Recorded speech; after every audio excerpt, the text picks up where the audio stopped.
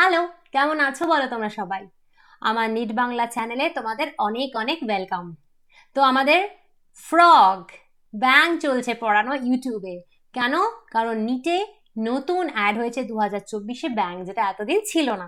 তো আমরা ব্যাং অলরেডি পড়া স্টার্ট করে দিয়েছি। আগের দিন আমি তোমাদেরকে অলরেডি ব্যাং এর লেকচার 1 পড়িয়ে দিয়েছি, যেখানে আমরা ব্যাং এর মরফোলজি পড়েছি, অঙ্গ সংস্থান পড়েছি, তাই না?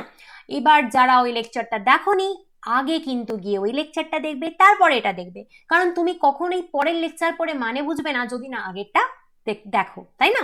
তো আমরা আজকে মূলত পড়বো হচ্ছে ব্যাঙের ডাইজেস্টিভ সিস্টেম বা পৌষ্টিক তন্ত্র।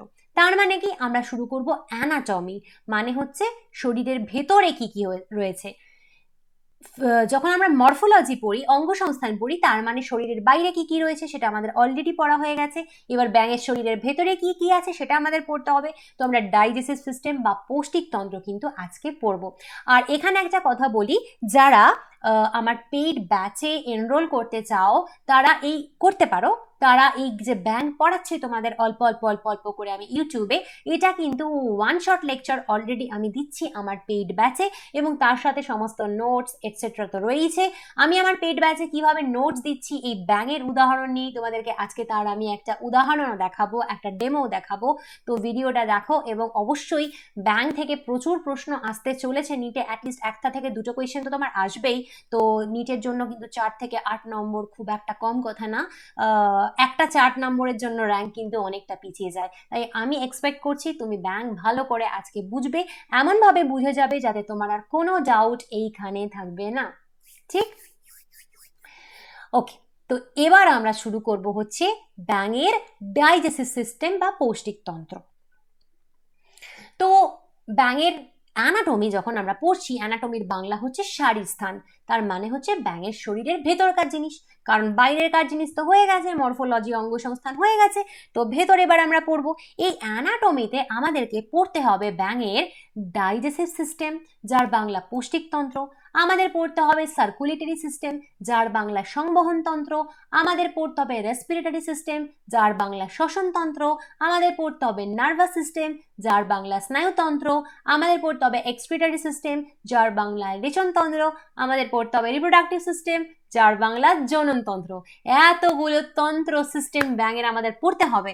কিছু করার নেই, সিলেবাসে যখন আছে পড়তে তো হবেই, তবে খুব ইন্টারেস্টিং লাগবে, পড়তে ভালো লাগবে, এটুকু তোমায় আমি বলতে পারি, কারণ আমি সেইভাবেই তোমাকে বোঝাবো। ওকে, তো আবার এখানে দেখাবো যে এনসিআরটি যে ছবি তোমাদেরকে দিয়েছে, এই ছবিতে খুব একটা সবকিছু ক্লিয়ারলি বোঝা যাচ্ছে না।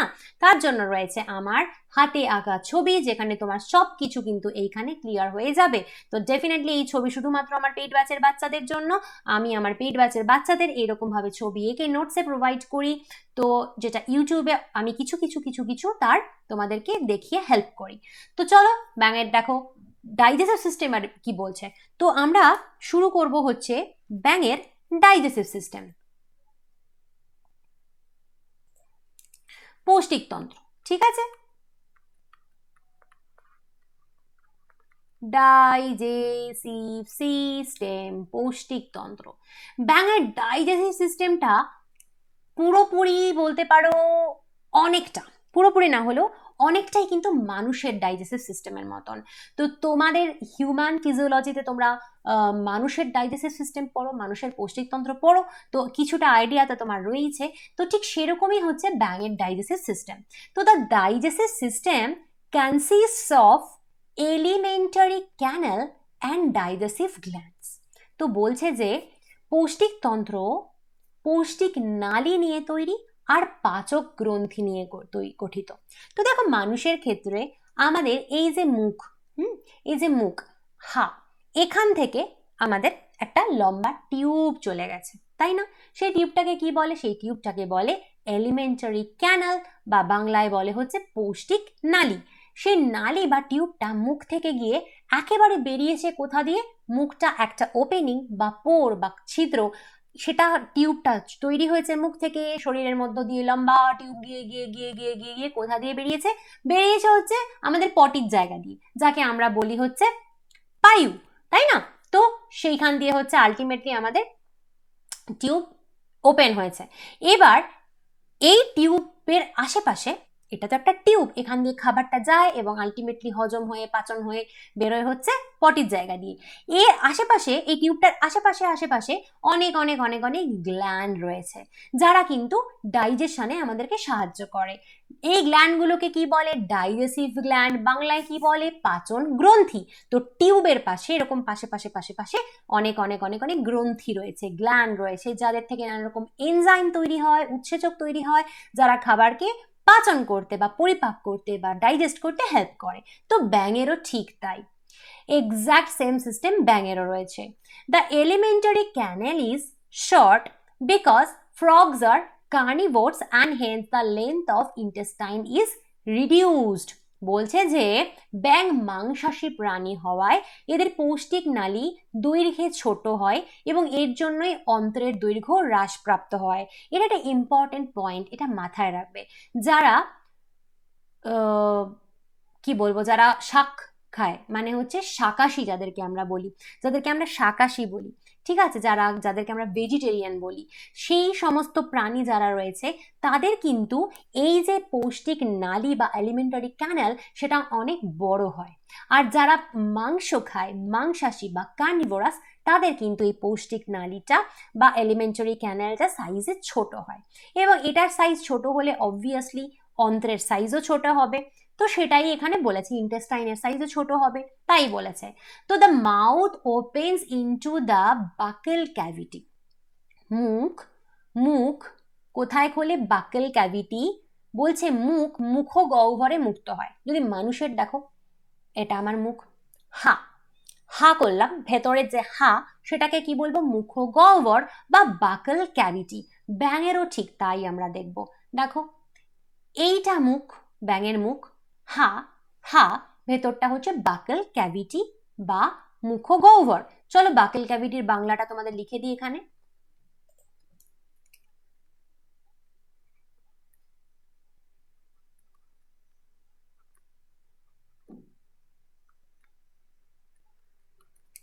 ঠিক আছে, আচ্ছা, তারপরে বলছে যে the mouth opens into buccal cavity that leads to the esophagus through pharynx। তাহলে বলছে যে মুখ মুখগহ্বরে মুক্ত হয়, যা গলবিলের মাধ্যমে গ্রাসনালীর সঙ্গে যুক্ত থাকে। তাহলে বাকেল ক্যাভিটির পরেই হচ্ছে কি? ফ্যারিংস। ফ্যারিংসের পরে ইসোফেগাস। মুখ, হা, বাকেল ক্যাভিটি, মুখগহ্বর, তারপরে এই জায়গাটাই হচ্ছে ফ্যারিংস, তারপরে এই জায়গাটা হচ্ছে ইসোফেগাস। ব্যাঙেরও তাই। ফ্যারিংস আর ইসোফেগাসের বাংলা কি? ফ্যারিংসের বাংলা হচ্ছে গলবিল, আর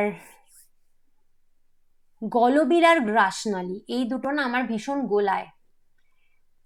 এই ইসোফেগাস আর ফ্যারিংস, এই দুটো আমার খুব গোলায়। একটু দাঁড়াও, মানে ইসোফেগাস আর ফ্যারিংস গোলায়, মানে দুটোর বাংলা আমার খুব গোলায়। একটু দাঁড়াও। আচ্ছা, ইসোফেগাস হচ্ছে গ্রাসনালী, ওকে, ইসোফেগাস হচ্ছে গ্রাসনালী, আর ফ্যারিংস হচ্ছে গলবিল।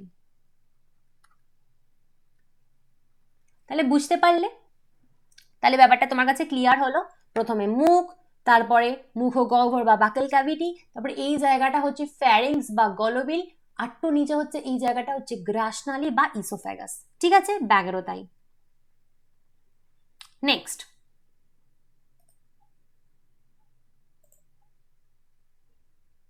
esophagus is a short tube that opens into the stomach, which in turn continues as the intestine, rectum and finally opens outside by the cloaca।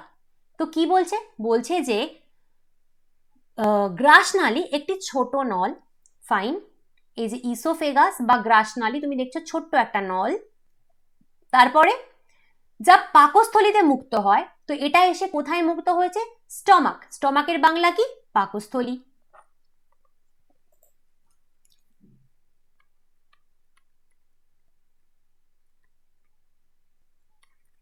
ঠিক আছে, ওকে, তারপরে কি? এবং পরবর্তীতে অন্ত্র ও পায়ু হয়ে তারপরে কি, এরপরে কি হয়, অন্ত্র এবং পায়ু। অ্যাকচুয়ালি আমাদের মানুষের ক্ষেত্রে যেভাবে লার্জ ইন্টেস্টাইন স্মল ইন্টেস্টাইনকে ভাগ করা হয়, মানে বৃহদন্ত্র ক্ষুদ্রান্ত্রকে ভাগ করা হয় বিভিন্ন ভাগে, সেটা ব্যাঙেদের ক্ষেত্রে ভাগ করা এখানে তোমাদের নেই। ব্যাঙের আরো ডিটেল তোমার এই ডাইজেস্টিভ সিস্টেম রয়েছে, যেটা আমি তোমাদের পড়াবো না। কেন? কারণ সেখান থেকে কোয়েশ্চেন আসবে না, কোয়েশ্চেন এনসিআরটির বাইরে থেকে আসবে না, তাই আমি ডিটেলে যাব না। ঠিক যতটা এখানে আছে আমি ততটাই পড়াবো। তো স্টমাক বা পাকস্থলীর পরের অংশকে বলে ডিওডেনাম, এবং তারপরে হচ্ছে তোমার অ্যাকচুয়ালি ডিওডেনাম ইন্টেস্টাইনেরই একটা অংশ না, তো প্রথম ইন্টেস্টাইনের প্রথম অংশ হচ্ছে ডিওডেনাম। তো এখানে তোমার পুরো ইন্টেস্টাইন রয়েছে, যার ফার্স্ট পার্ট ডিওডেনাম, এবং ইন্টেস্টাইনের পরে হচ্ছে তোমার এখানে রেকটাম রয়েছে। তো বাংলায় কি বলেছে? বাংলায় বলেছে অন্ত্র এবং পায়ু। ওকে, তো ইন্টেস্টাইন হচ্ছে অন্ত্র, রেকটাম ওরা পায়ু বলছে, হয়ে আলটিমেটলি ক্লোকা বা পায়ু ছিদ্রের মাধ্যমে মুক্ত হয়। তারপরে কোথায় আসে খাবারটা? ক্লকায় আসে। ক্লকার কোনো বাংলা নেই। তারপরে ক্লোকাল অ্যাপারচার, যাকে বাংলায় বলে পায়ু ছিদ্র।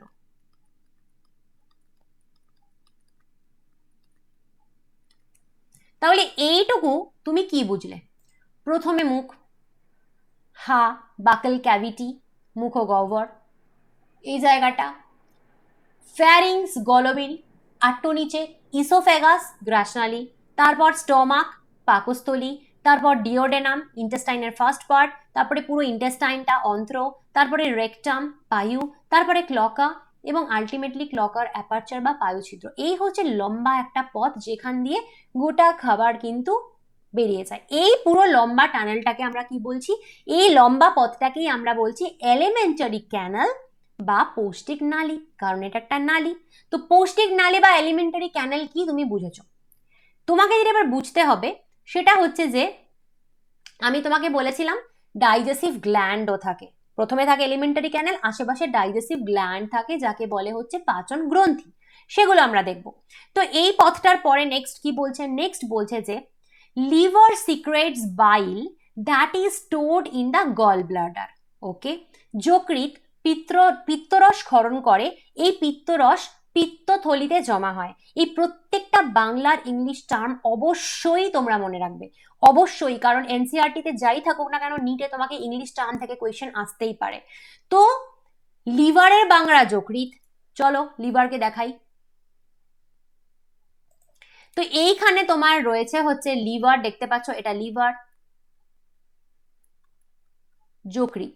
এই যে একটা ব্রাউন কালারের একটা পাকনার মতন অংশ দেখছো, সেটা লিভার, সেটার বাংলা হচ্ছে যকৃৎ। তো যকৃৎ কি করে?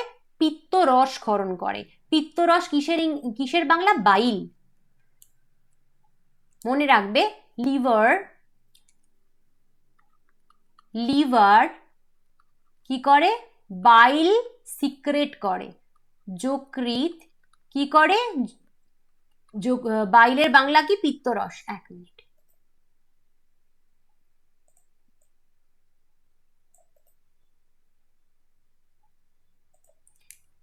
বাইলের বাংলা কি? পিত্তরস। তো যকৃৎ কি করে? পিত্তরস ক্ষরণ করে। তারপর কি হয়? তারপর সেটা পিত্তথলিতে জমা হয়। কোথায় স্টোর হয়? Gall bladder. গল ব্লাডার কোনটা দেখতে পাচ্ছ? এই সবুজ রঙের যেটা আমি এঁকেছি, এটা গল ব্লাডার। এটাকে বাংলায় বলছে পিত্তথলি। তাহলে এই লিভার, এই যে এখানে তুমি দেখতে পাচ্ছ লিভার, ও কি তৈরি করে? ও বাইল তৈরি করে, পিত্তরস। সেই পিত্তরস বা বাইল কোথায় স্টোর করা থাকে? এই গল ব্লাডার বা পিত্তথলিতে স্টোর থাকে। বোঝা গেল? ওকে, নেক্সট বলছে যে pancreas are digestive gland produces pancreatic juice containing digestive enzymes. তো অগ্নাশয় এমন একটি পাচক গ্রন্থি যা পাচক উৎসেচক সহ অগ্নাশয়ের রস ক্ষরণ করে। তো প্যানক্রিয়াস কোথায়? এই যে দেখো প্যানক্রিয়াস, এই যে আমি এখানে অরেঞ্জ কালারের এঁকেছি, এটা হচ্ছে প্যানক্রিয়াস। প্যানক্রিয়াসের বাংলা কি? অগ্নাশয়। চলো লিখে দিই।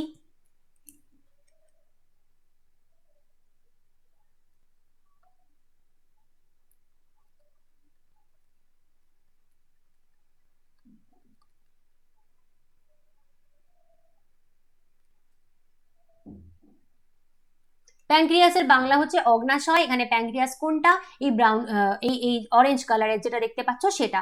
তো এই অগ্নাশয় বা প্যানক্রিয়াস কি করে, এরাও এদের মতন কিছু জুস বা রস ক্ষরণ করে, তার মধ্যে ভর্তি ভর্তি ভর্তি ভর্তি এনজাইম থাকে যারা খাবারকে হজম করতে সাহায্য করে, তাকে আমরা কি বলবো, প্যানক্রিয়াটিক জুস বলবো বা অগ্নাশয়ের রস বলবো।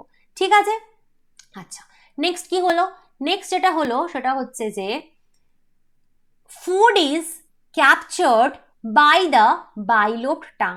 ব্যাঙের বাইলোপ্ড টাং থাকে, জিহ্বার সাহায্যে ব্যাঙ খাবার সংগ্রহ করে। আর ব্যাঙের জিহ্বা বা জিভ কিরকম হয় বলতো, ব্যাঙের এরকম হয়, বাইলোপ্ড, দুটো লোভ হয়। ব্যাঙ যখন এরকম করে জিভটা ছুঁড়ে মারে দেখবে এরকম দুটো লোভ থাকে। তো সেই লোভ দিয়ে, জিভ দিয়ে ওরা কি করলো, প্রথমে খাবার ক্যাপচার করলো, ভালো কথা। Digestion of food takes place by the action of HCl and gastric juices secreted from the walls of the stomach. তো পাকস্থলীর আন্তঃপ্রাকার থেকে ক্ষরিত পাচক রস এবং হাইড্রোক্লোরিক অ্যাসিডের ক্রিয়ায় খাদ্যের পরিপাক ঘটে। তো তুমি দেখো এখানে যে আমি স্টমাক বা পাকস্থলী এঁকেছি, এখানে না অনেকগুলো এখান থেকে এনজাইম বা উৎসেচক সিক্রেট হয়, মানে বেরোয়, সেইগুলো কি করে খাবারটাকে, খাবার যখন এখানে এলো সেগুলোকে পরিপাক করে, পাচন করতে সাহায্য করে। মুখ থেকে বাকল ক্যাভিটি, ফ্যারিংস, ইসোফেগাসের মাধ্যমে খাবার যখন স্টমাকে আসে, পাকস্থলীতে আসে, তখন অনেকগুলো এনজাইম ক্ষরিত হয় স্টমাক থেকে, যেগুলো কিন্তু তোমার এই খাবারকে পরিপাক করতে সাহায্য করে। ঠিক আছে, আচ্ছা, এবং সেখানে এনজাইমের সাথে সাথে কি থাকে, HCl থাকে। এনজাইমগুলো যেখানে যে রসটার মধ্যে থাকে তাকে আমরা গ্যাস্ট্রিক জুস বলি, ঠিক আছে, পাচক রস বলি, তার মধ্যে বেশ কিছু এনজাইম থাকে আর হাইড্রোক্লোরিক অ্যাসিড থাকে। Partially digested food called chyme is passed from stomach to the first part of the small intestine, the duodenum. বলছে অর্ধপাচিত খাদ্য বা কাইম পাকস্থলী থেকে অন্ত্রের প্রথম অংশ বা ডিওডিনামে যায়। তো তুমি দেখো খাবার এখানে স্টমাকে আসার পরে এটা পাচিত হলো কি করে, না স্টমাকের একরকম জুস, পাকস্থলীর একরকম রস যার মধ্যে অনেক এনজাইম থাকে, এছাড়া HCl, এসবের মাধ্যমে খাবারটা অর্ধেক পাচিত হয়, পুরোটা না, অর্ধেক। অর্ধেক পাচিত হওয়ার পর হাফ যখন পার্শিয়ালি ডাইজেস্টেড হয় সেই খাবারটাকে আমরা কাইম বলি। সেই কাইম তারপরে এখান থেকে কোথায় যায়, কাইম এখান থেকে যায় হচ্ছে ডিওডেনামে। দেখতেই পাচ্ছ এখান থেকে ওর আর যাওয়ার কোথায় রাস্তা, ডিওডেনামই তো আছে এরপরে। ডিওডেনাম হচ্ছে ইন্টেস্টাইনের ফার্স্ট পার্ট, যেটা তোমাদেরকে অলরেডি আমি বলেছি।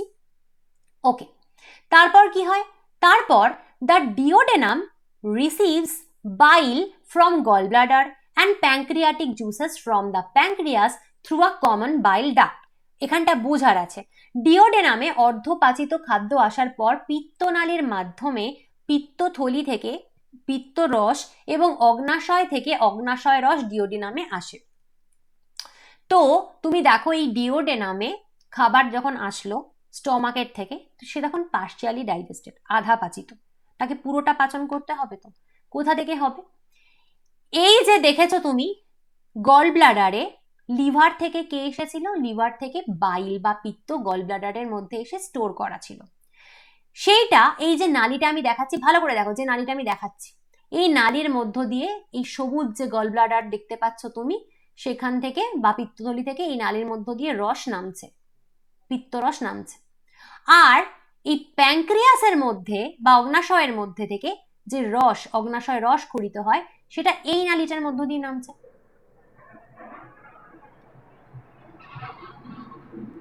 ঠিক আছে, দুটো নালী এখানে আমি তোমাদের দেখাচ্ছি।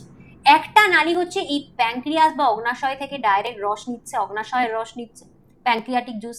আরেকটা নালী তুমি দেখতে পাচ্ছ গল ব্লাডার থেকে এসেছে, এটা, সেটা হচ্ছে গল ব্লাডারের থেকে বাইল নিয়েছে, পিত্তরস।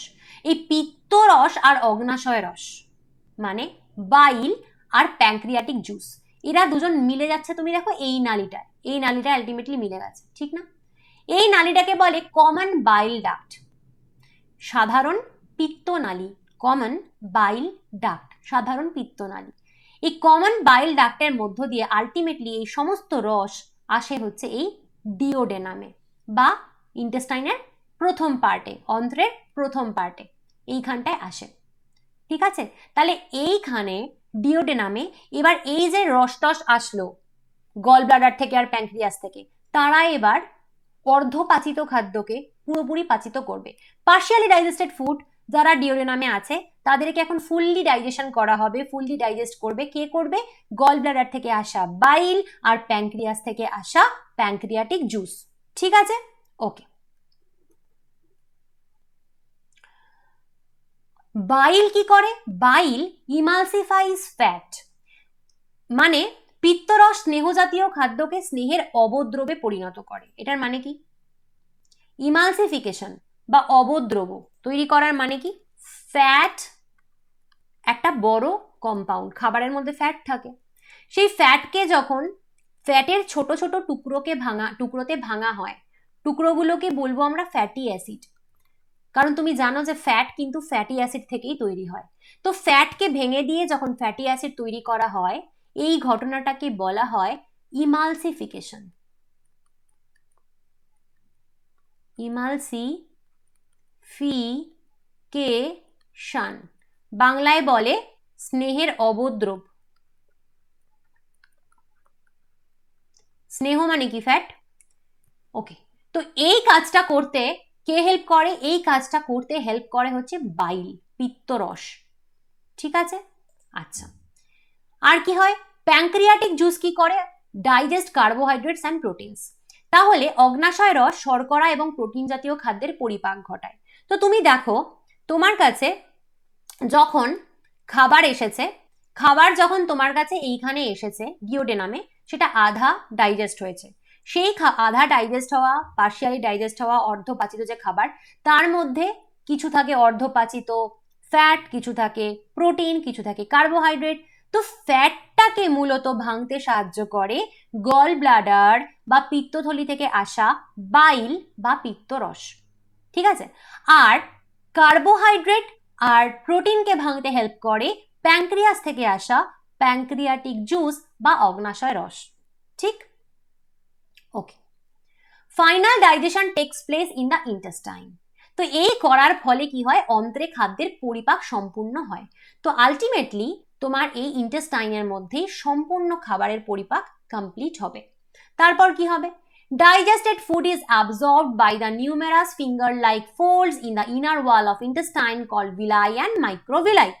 অন্ত্রের অভ্যন্তরীণ গাত্রে ভিলাই এবং মাইক্রোভিলাই নামক আঙুলের মতো অসংখ্য ভাঁজ থাকে, এগুলো পাচিত খাদ্যকে শোষণ করে।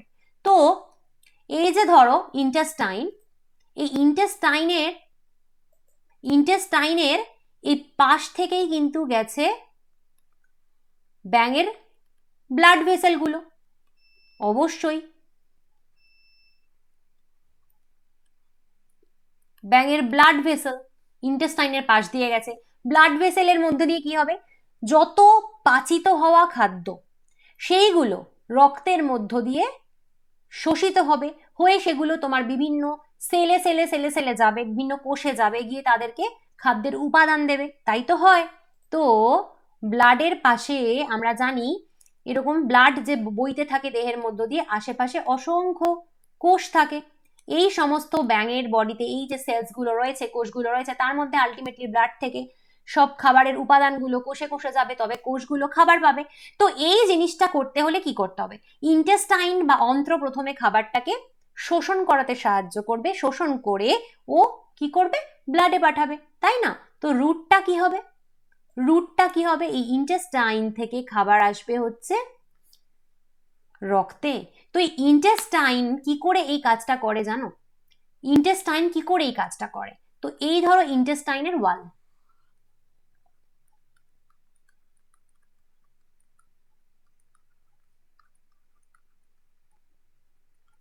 তো এইখানে না এরকম আঙুলের মতন, এগুলোকে বলি আমরা কি? এগুলোকে আমরা বলি ভিলাই বা মাইক্রোভিলাই। এর কিছু বাংলা কি দিয়েছে? অসংখ্য ভাঁজ থাকে বলেছে, ভিলাই এবং মাইক্রোভিলাই।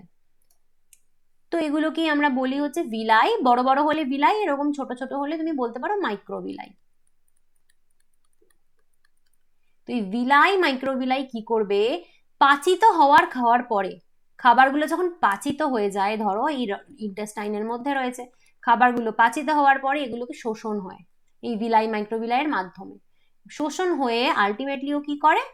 আলটিমেটলি পাশ থেকে বয়ে যাওয়া রক্তকে সেগুলো দিয়ে দেয়।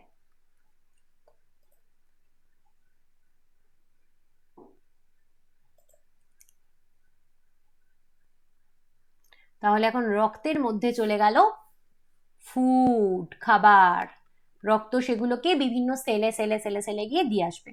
বোঝা গেল? ওকে, এবার নেক্সট কি বলছে?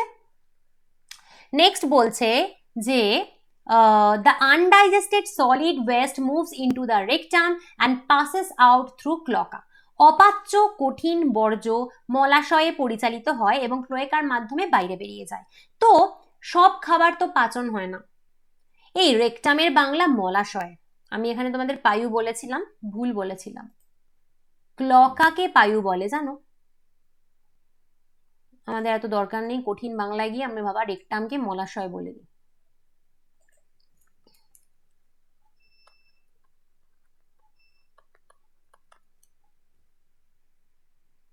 ঠিক আছে,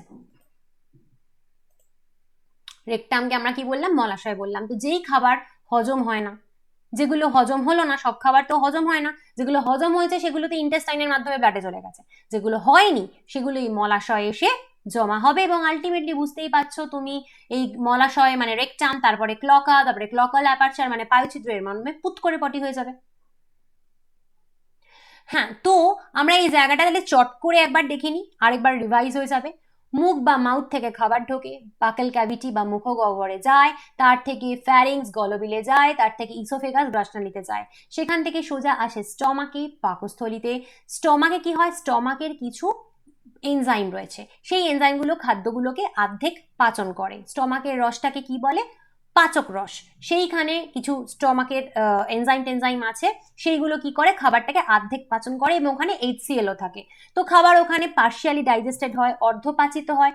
ভালো কথা। হওয়ার পরে সেই অর্ধপাচিত পার্শিয়ালি ডাইজেস্টেড খাবার আসে নেক্সট কোথায়? ডিওডেনামে। ডিওডেনামকে ইন্টেস্টাইন বা অন্ত্রর সবার প্রথম অংশ, সেখানে খাবার আসলো। এবার কি হলো?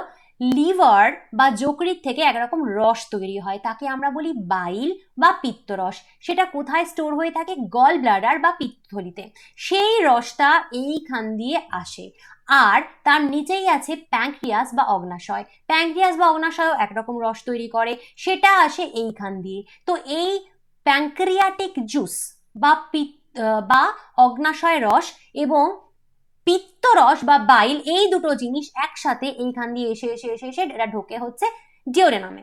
এখানে আসার পরে এই এই পুরো ইন্টেস্টাইনের মধ্যে বাকি খাদ্যের পাচন হয়, ফুললি ডাইজেশন হয়, কমপ্লিট হয় ডাইজেশন। তো কি কি হয় সেখানে? সেখানে যা যা হয় তা তোমাকে বলি। প্রথম যেটা হয়, এক হচ্ছে এই তোমার যে বাইল বা পিত্তরস, সে কি করে? সে ফ্যাটকে ইমালসিফাই করে, মানে ফ্যাট থেকে ফ্যাটি অ্যাসিড তৈরি করে, স্নেহ পদার্থের অপদ্রব হয়। তারপর কি হয়? আর এই প্যাঙ্ক্রিয়াটিক জুসে মানে অগ্নাশয় রসে থাকে এমন কিছু এনজাইম যারা কার্বোহাইড্রেটকে আর প্রোটিনকে ছোট ছোট ভাগে ভেঙে দেয়। তো পুরোপুরি পাচন টাচন হয়ে গেল, পার্শিয়াল ডাইজেশন আর রইল না, কমপ্লিট ডাইজেশন হয়ে গেল। হওয়ার পরে ইন্টেস্টাইনের মধ্য দিয়ে সেগুলো অ্যাবজর্ব হয়, অন্ত্রের মাধ্যমে শোষণ হয়, হয়ে সেগুলো রক্তে মিশে যায়। আর কিছু কিছু জিনিস পুরোপুরি ডাইজেশন হয়নি, পচা খাবার খেয়েছিল, কিছু বাজে বাজে খাবার খেয়েছিল, সেগুলো প্রপার ডাইজেশন হয়নি, সেগুলো কি হয়ে যায়? রেকটাম বা মলাশয়ে যায়। সেখান থেকে ক্লকায় আসে, ক্লকা থেকে ক্লকাল অ্যাপারচার বা পায়ুছিদ্রের মাধ্যমে বেরিয়ে যায়। ঠিক?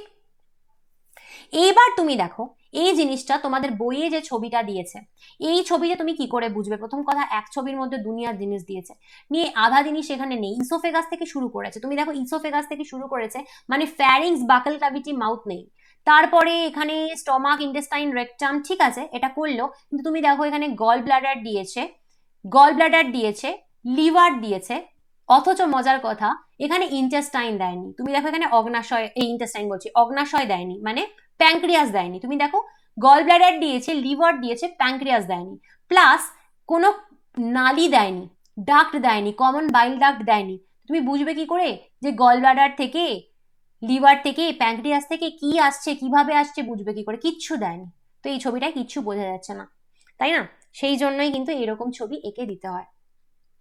তো এবার তোমাদেরকে বলি, যারা তোমরা আমার পেইড ব্যাচ থেকে দেখছো তাদের কথা আলাদা, যারা ইউটিউব থেকে দেখছো তাদের জন্য বলবো, প্রথম কথা হচ্ছে এরকম ছবি টবি যে তুমি আমার চাই, তুমি দেখতেই পাচ্ছ যে বইয়ে কি ছবি থাকে আর সেটাকে আমাকে কিভাবে দিতে হয়।